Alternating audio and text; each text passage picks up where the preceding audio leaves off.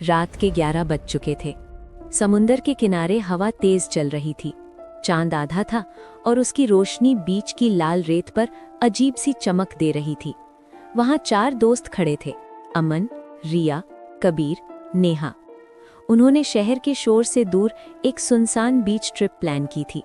ये बीच मशहूर था एक अजीब कहानी के लिए कि यहाँ रात में कुछ और भी घूमता है। लेकिन उन्होंने मजाक समझा। गलती वहीं थी। जैसे ही उन्होंने टेंट लगाया, हवा अचानक ठंडी हो गई। कबीर ने कहा, यार हवा में नमक से ज्यादा कुछ और महसूस हो रहा है। रिया ने दूर समुंदर की तरफ देखा। 2 परछाइयां पानी के किनारे खड़ी थीं, सीधी, बिल्कुल हिले बिना। नेहा हंसी, अरे कोई कपिल होगा। लेकिन अमन चुप था, क्योंकि उसने देखा उन परछाइयों के पैर रेत को छू ही नहीं रहे थे। रात और गहरी हो गई। टेंट के बाहर से चलने की आवाज आई, छर छर छर, जैसे कोई गीली रेत पर नंगे पैर चल रहा हो। अमन ने टॉर्च उठाई और बाहर निकला। रेत पर गीले पैरों के निशान थे, लेकिन वो निशान समुंदर की तरफ नहीं जा रहे थे। वो टेंट के इर्द गिर्द गोल गोल घूम रहे थे, जैसे कोई उन्हें घेर रहा हो। अचानक रिया चीखी। रिया ने देखा टेंट के पीछे 2 सफेद चेहरे, आंखें काली, बिल्कुल काली, और मुंह इतना लंबा जैसे चीख कभी खत्म ही ना हुई हो। 2 भूत, एक औरत, एक आदमी, दोनों भीगे हुए, जैसे अभी अभी समुंदर से निकले हों। कबीर ने हिम्मत करके पूछा, तुम कौन हो? औरत की गर्दन धीरे से टेढ़ी हुई। उसकी आवाज हवा में घुल गई, ये हमारा घर है। अमन को अचानक याद आया, इस बीच के बारे में एक पुरानी कहानी थी। सालों पहले एक कपिल यहाँ डूब गया था। लोग कहते थे उनकी लाशें कभी नहीं मिली, और तब से हर साल किसी ना किसी को ये बीच बुला लेता है। नेहा रो पड़ी, हमें जाना चाहिए। लेकिन समुंदर का पानी बढ़ने लगा, तेज, बहुत तेज, जैसे लहरें जिंदा हों। 2 भूत धीरे धीरे करीब आ रहे थे। उनकी आंखें सिर्फ एक चीज कह रही थी, साथ चलो। अचानक कबीर को किसी ने पैर से पकड़ लिया, गीला हाथ, बर्फ जैसा ठंडा। वो नीचे गिरा और रेत उसके नीचे डलने लगी, जैसे जमीन उसे निगल रही हो। अमन और रिया ने उसे खींचने की कोशिश की, लेकिन उन दोनों भूतों ने एक साथ चीखा।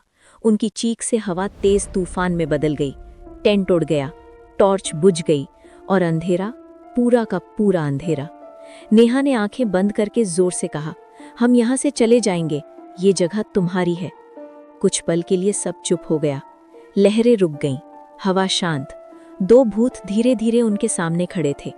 फिर वो धीरे धीरे पानी की तरफ मुड़ गए और समुंदर में समा गए, जैसे कभी थे ही नहीं। सुबह जब सूरज निकला, बीच बिल्कुल नॉर्मल था। ना कोई निशान, ना टेंट का टुकड़ा, ना गीले पैरों के मार्क्स, सिर्फ लाल रेत और समुंदर की आवाज। चारों दोस्त चुपचाप वापस चले गए। उन्होंने कभी किसी को सच नहीं बताया, लेकिन हर साल उस रात उन चारों को एक ही सपना आता है, 2 भीगे चेहरे और एक ही आवाज, वापस आओ। अमन ने कभी बीच का नाम तक नहीं लिया। रिया ने अपने फोन से सारी फोटोज डिलीट कर दी। कबीर ने समुंदर के पास जाना छोड़ दिया। नेहा को हर रात पानी में डूबने का सपना आता था। लेकिन फिर एक दिन उन चारों को एक ही मैसेज मिला, अननोन नंबर से। सिर्फ 2 शब्द लिखे थे, वापस आओ, और नीचे एक फोटो थी, वही बीच, और रेत पर 4 नाम लिखे हुए थे, अमन, रिया, कबीर, नेहा। सबने एक दूसरे को कॉल किया, सबके फोन पर वही मैसेज। कबीर ने कहा, कोई मजाक कर रहा है, लेकिन नेहा की आवाज कांप रही थी। फोटो में जो डेट है वो कल की है। उनमें से कोई भी वापस नहीं गया था। फिर किसने लिखे उनके नाम? अगली रात अमन को नींद नहीं आई। उसे महसूस हुआ जैसे कमरे में नमी बढ़ रही हो, जैसे समुंदर की स्मेल आ रही हो। उसने आंखें खोली। उसके कमरे के फ्लोर पर गीले पैरों के निशान थे, और वो सीधे उसके बेड तक आ रहे थे। अमन जम गया। उसने धीरे से नीचे देखा। उसके पैर गीले थे, जैसे वो खुद रात में कहीं गया हो। सुबह रिया ने फोन किया। उसकी बालकनी में रेत भरी थी। कबीर के बाथरूम में नमकीन पानी टैप से टपक रहा था। नेहा के घर के बाहर लाल रेत का एक छोटा ढेर बना था, जैसे कोई सिग्नल, एक बुलावा। अमन ने रिसर्च की। उसे पता चला 20 साल पहले जो कपिल डूबा था, उनके साथ 4 और लोग थे। उन्होंने भी उस रात उनका मजाक उड़ाया था। सिर्फ 2 लोग बचे थे और वो दोनों पागल हो गए थे। वो बस एक ही बात बोलते थे, बीच अपने लोग चुनता है। चारों ने डिसाइड किया, डर के साथ जीने से बेहतर है एक बार सामना करना। वो वापस बीच गए।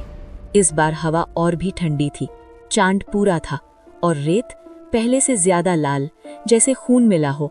समुंदर के किनारे 2 भूत फिर खड़े थे, लेकिन इस बार उनके पीछे और चेहरे भी थे, धुंधले, अधूरे, जैसे अटके हुए लोग। उनमें से एक चेहरा बिल्कुल अमन जैसा लग रहा था। कबीर ने धीरे से कहा, ये हमें रिप्लेस करना चाहते हैं। औरत भूत ने हाथ उठाया और पानी की एक बड़ी लहर उनकी तरफ आई। इस बार अमन भागा नहीं। उसने जोर से कहा, हमने तुम्हारा मजाक नहीं उड़ाया था, हम सिर्फ अनजान थे। एक पल के लिए सब शांत हो गया।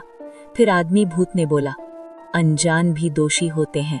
रेत नीचे से हिलने लगी, चारों धीरे धीरे धंसने लगे। उन्होंने एक दूसरे का हाथ पकड़ा, लहर उन तक पहुंच गई, सब कुछ पानी में डूब गया। सुबह बीच पर सिर्फ 2 पैरों के निशान मिले थे, लेकिन सच कुछ और था। चारों डूबे नहीं थे, कम से कम पूरी तरह नहीं। अमन ने आंखें खोली। उसने महसूस किया वो पानी में नहीं, रेत के नीचे है, लेकिन वो सांस ले पा रहा था। उसके आसपास अंधेरा था, पर दूर एक हल्की नीली रोशनी चमक रही थी। वहां रिया खड़ी थी, कबीर और नेहा भी। हम जिंदा हैं? नेहा ने धीरे से पूछा। तभी पीछे से आवाज आई, ना जिंदा ना मरे हुए। 2 भूत उनके सामने थे, लेकिन इस बार उनका चेहरा इतना डरावना नहीं था। उनकी आंखों में दर्द था। औरत भूत ने कहा, हम इस बीच से बंधे हुए हैं। जब तक कोई हमारी जगह नहीं लेता, हम जा नहीं सकते। कबीर समझ गया, इसलिए हर साल 4 लोग। आदमी भूत ने हाँ में सिर हिलाया। 2 लोग हमारे साथ अटक जाते हैं, 2 वापस चले जाते हैं, लेकिन यादें सबकी छीन ली जाती हैं। अमन का दिल तेज धड़कने लगा। मतलब हम में से 2 लोग? रिया की आंखों में आंसू आ गए। बीच ने चुन लिया था। रेत के नीचे से लाल धुंध उठने लगी। धीरे धीरे वो चारों को अलग करने लगी। अमन और नेहा एक तरफ, रिया और कबीर दूसरी तरफ। औरत भूत रिया के पास आई, आदमी भूत कबीर के पास। तुम दोनों रुकोगे? अमन चीखा, नहीं, लेकिन रेत ने उसे पीछे खींच लिया। रिया ने बस इतना कहा, वापस मत आना, और सब कुछ अंधेरा हो गया। सुबह बीच पर 2 लोग बेहोश मिले, अमन, नेहा। उन्हें कुछ याद नहीं था, सिर्फ इतना कि वो ट्रिप पर आए थे। कबीर और रिया, उनके बारे में किसी को याद ही नहीं। उनके फोन से उनका कांटेक्ट गायब। फोटोज में वो कभी थे ही नहीं, जैसे वो कभी एग्जिस्ट ही नहीं करते थे। रात को बीच पर 2 नए साई खड़े थे, एक लड़का, एक लड़की। भीगी आंखें, खामोश चेहरा। रिया और कबीर। अब वो भी उस बीच का हिस्सा थे। अब वो भी किसी का इंतजार करेंगे, किसी नए 4 लोगों का। लेकिन कहानी यहीं खत्म नहीं होती। 3 महीने बाद नेहा को एक सपना आया, बीच का, और रेत पर लिखा था, यादें वापस आ रही हैं। उसने सुबह अमन को कॉल किया। उसने सिर्फ एक बात बोली, तुम्हें भी याद आ रहा है ना? फोन के दूसरी तरफ खामोशी थी। फिर धीरे से अमन ने कहा, हम अभी भी पूरी तरह बचे नहीं हैं। उसके कमरे के फ्लोर पर लाल रेत गिर रही थी। नेहा को सब याद आने लगा था, रिया का हाथ छूटना, कबीर की आंखों का डर, और वो लाल धुंध। उसने अमन को मिलने बुलाया। दोनों चुप थे, दोनों को सच याद आ चुका था। और एक और चीज भी, उन्होंने किसी को वहां छोड़ा नहीं था, उन्होंने किसी की जगह ली थी। अमन को एक और फ्लैश याद आया, जब वो रेत में धंस रहे थे। एक पल के लिए 6 लोग थे, 4 नहीं, 2 और चेहरे थे, धुंधले, जैसे बहुत पुराने। औरत भूत ने तब कहा था, हम पहले भी बदले गए हैं। मतलब ये श्राप सिर्फ 20 साल पुराना नहीं था, ये साइकिल शायद 100 साल से चल रहा था। नेहा ने पुरानी लोकल लाइब्रेरी में रिसर्च की। उसे एक 1897 की न्यूज़पेपर कटिंग मिली। उसमें लिखा था, एक अजीब बीच जहां लोग गायब हो जाते हैं। हर दफा 4 लोग जाते हैं, 2 वापस आते हैं, 2 कभी नहीं मिलते। पैटर्न वही था, बीच हमेशा बैलेंस रखता है। दो दुनिया इधर, दो दुनिया उधर। नेहा ने कहा, अगर साइकिल तोड़नी है तो बैलेंस तोड़ना पड़ेगा। अमन ने समझा, मतलब दो नहीं 4 लोग वापस लाएं। लेकिन इसका मतलब था किसी को भी वहां नहीं छोड़ना, या फिर सबको वहां रहना पड़ेगा। वो दोनों वापस गए। इस बार बीच और भी ज्यादा जिंदा लग रहा था। हवा में चीखों की हल्की गूंज थी। रेत गर्म थी, जैसे नीचे कुछ जल रहा हो, जैसे पुरानी रूहों का दर्द। समंदर से धीरे धीरे 4 साए उभरने लगे, रिया, कबीर और वो 2 असली भूत। औरत भूत बोली, तुम वापस क्यों आए? नेहा ने सीधा जवाब दिया, इस बार कोई रिप्लेस नहीं होगा। आदमी भूत हंसा, बैलेंस के बिना बीच टूट जाएगा। अमन ने कहा, तो टूटने दो। नेहा ने 1897 की कटिंग में लिखी एक लाइन याद की, श्राप पानी से नहीं डर से बंधा है। उसने रेत में एक सर्कल बनाया। सब 6 को सर्कल में खड़ा होना था। औरत भूत ने मना किया, सब एक साथ आए तो हम सब आजाद या सब खत्म। नेहा ने आंखें बंद की, या तो सब जिएंगे या सब खत्म। अमन ने रिया का हाथ पकड़ा, नेहा ने कबीर का, और धीरे धीरे वो दोनों पुराने भूत भी सर्कल में आ गए। समंदर में तूफान उठ गया। लाल रेत हवा में उड़ने लगी, चीखें तेज हो गईं, बीच हिलने लगा, सर्कल चमकने लगा, और फिर एक बड़ी सफेद रोशनी फूटी। सब कुछ शांत। सुबह। बीच बिल्कुल नॉर्मल था। रेत अब लाल नहीं थी, बस हल्की सुनहरी। 6 लोग किनारे पर पड़े थे, बेहोश, जिंदा। रिया ने आंखें खोली, कबीर ने गहरी सांस ली। 2 पुराने भूत, वो इंसान थे, बूढ़े, थके हुए, जैसे 100 साल का बोझ एक पल में उतर गया हो। श्राप टूट चुका था। जब सब जाने लगे, नेहा ने पीछे मुड़कर देखा। रेत पर हल्की सी लाल लकीर फिर से उभर रही थी, बहुत हल्की, जैसे बीच अभी पूरी तरह मरा नहीं हो, जैसे वो बस सो रहा हो। और समंदर की गहराई से एक धीमी आवाज आई, बैलेंस कभी मरता नहीं। या फिर शायद एक नया साइकिल शुरू होने का इंतजार कर रहा है।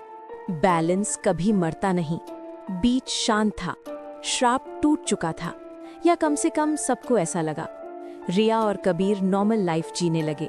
अमन और नेहा ने कभी उस जगह का नाम तक नहीं लिया। वो 2 पुराने भूत जो अब इंसान बन चुके थे, चुपचाप शहर छोड़कर चले गए। सब कुछ ठीक था, लेकिन समुंदर कभी ठीक नहीं होता। न्यूज में एक छोटी सी खबर आई, 2 कॉलेज स्टूडेंट्स एक आइसोलेटेड बीच पर लापता। नाम अलग थे, शहर अलग था, लेकिन फोटो देखकर नेहा का दिल रुक गया। रेत लाल थी। नेहा ने दोबारा रिसर्च शुरू की। उसे एक और पुरानी कहानी मिली, इस बार 1703 की। एक जहाज तूफान में डूबा था, उसमें 12 लोग थे। लोग कहते हैं उस रात समुंदर ने बदला लिया था, लेकिन सच अलग था। जहाज के कैप्टन ने अपनी जान बचाने के लिए 2 लोगों को समुंदर में ढकेल दिया था, बैलेंस तोड़ दिया था। तब से समुंदर खुद बैलेंस बनाता है। ये बीच सिर्फ एक जगह नहीं थी, ये एक दरवाजा था, एक जगह जहां जिंदा और मरे हुए लोगों की दुनिया मिलती थी।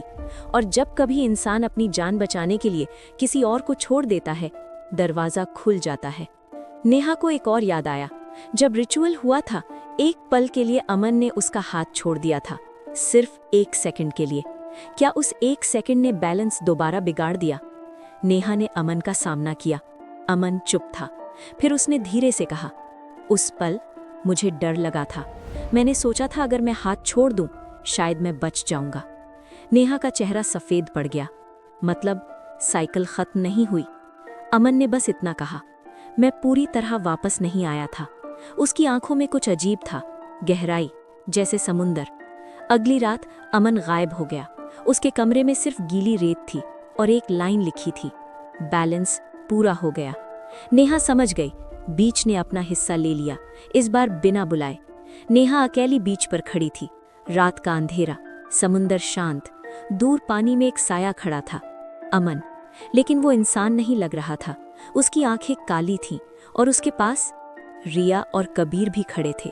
उन्होंने नेहा को देखा और एक साथ कहा, अब तुम बाकी हो। रेत उसके पैर के नीचे से हिलने लगी। समुंदर की लहर आगे बढ़ी और हवा में वही पुरानी आवाज गूंजी, बैलेंस कभी मरता नहीं। अगली सुबह न्यूज में आया, एक लड़की बीच पर लापता। नाम नेहा। लेकिन कहानी यहीं खत्म नहीं होती।